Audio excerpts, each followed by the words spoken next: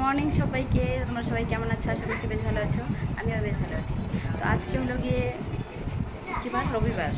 এখন বাজে সকাল 9, সাড়ে 9টা বেজে গিয়েছে। তো যাই হোক, আজকে হলো আমার জায়ের স্বাদ, খুব স্পেশাল দিন। তো এটা তোমাদের সাথে শেয়ার করবো। তো ভিডিওটা সবাই দেখতে থাকো, কেউ স্কিপ করে যেও না প্লিজ। আশা করছি খুব ভালো লাগবে।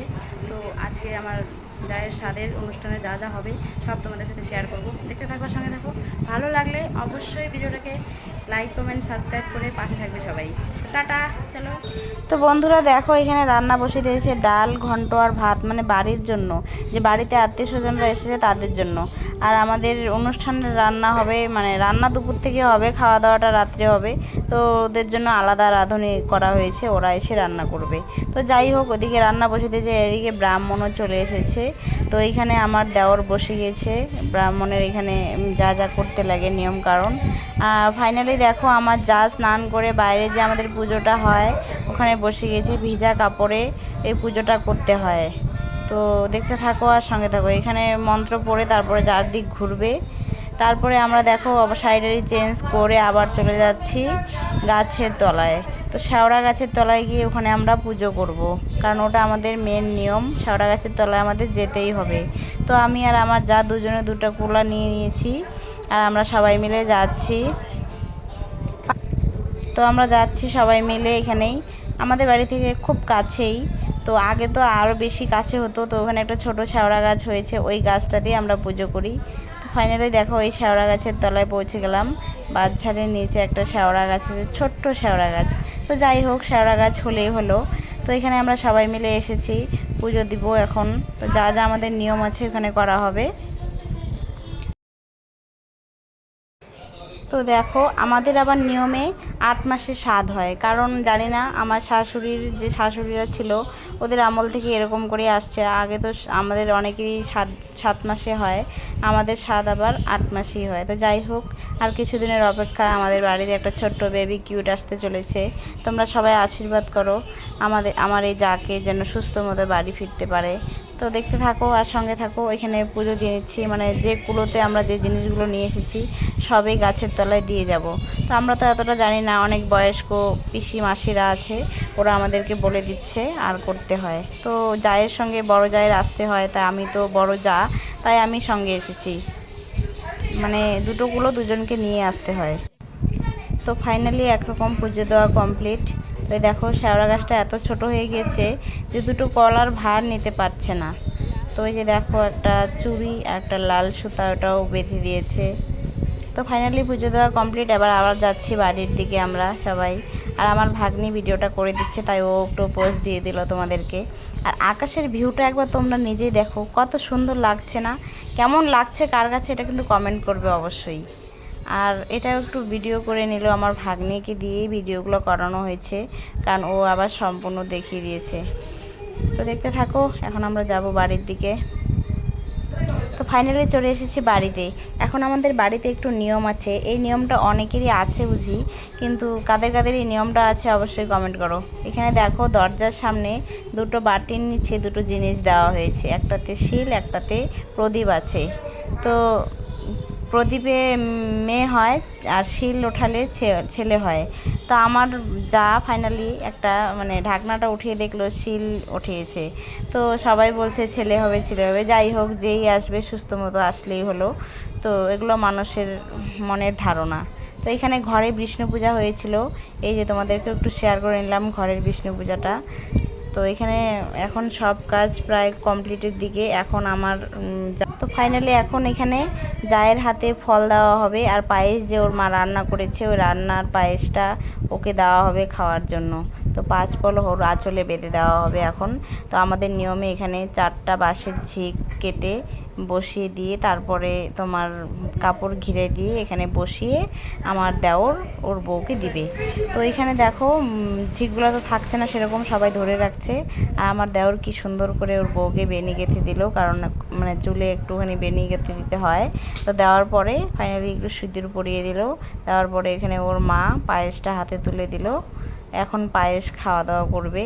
আর আমি তো সকাল থেকে উপোস আছি, কারণ আমাকে থাকতে হয়। আমি আর আমার ননদ দুজনে উপোস ছিলাম, কারণ আমি একা এত কিছু জানতাম না, চিনতাম না। আর এখন দেখো এখানে চিড়া, কলা, দুধ এগুলো পুজোতে যে দেওয়া হয়েছিল ওগুলো আমাদের খাওয়া দাওয়া হচ্ছে।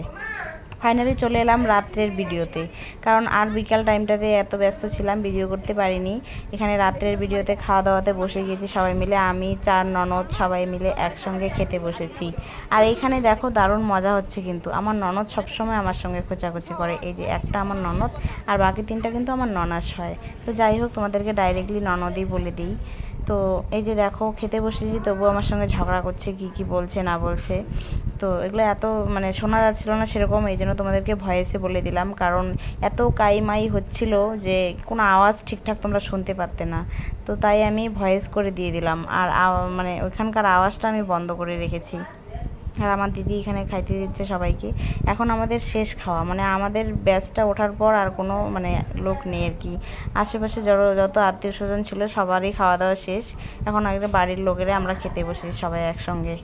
তো এই যে দেখো আমরা এখানে 2টো মাছের পিস নিয়েছি, আমিও মাছের পিস নিয়েছি বলে আমার ননদও আমার সঙ্গে মাছের পিস নিয়েছে ঝগড়া করার জন্য। তো আমার সব ননাসরাই কিন্তু খুব হাস্যকর।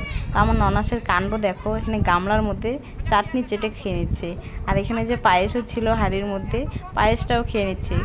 জানে না কিন্তু আমি ভিডিও করছি, এখন দেখো আমাকে একটু গালি দিবে। সত্যি বললাম না তোমাদেরকে।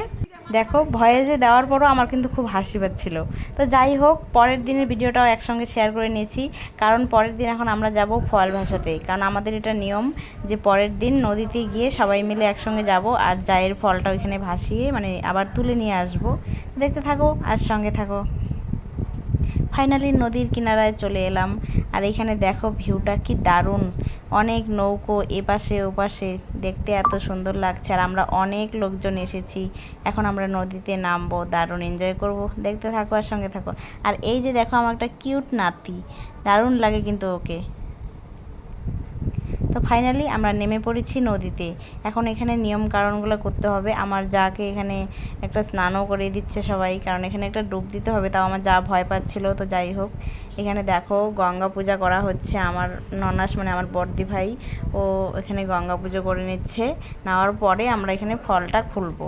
তো দেখতে থাকো একটু।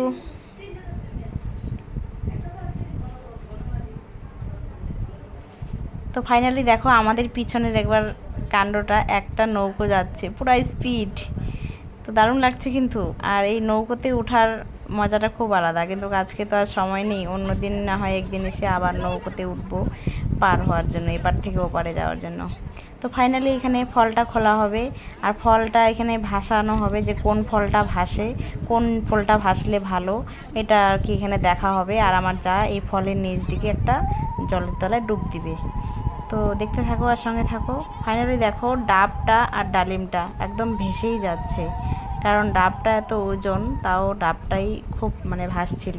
তো যাই হোক, যেটাই ভেসেছে ওটাই ভালো। ডাব ভাসলে নাকি ছেলে হয়, তো সব জায়গাতে ছেলেরই পরিণতি।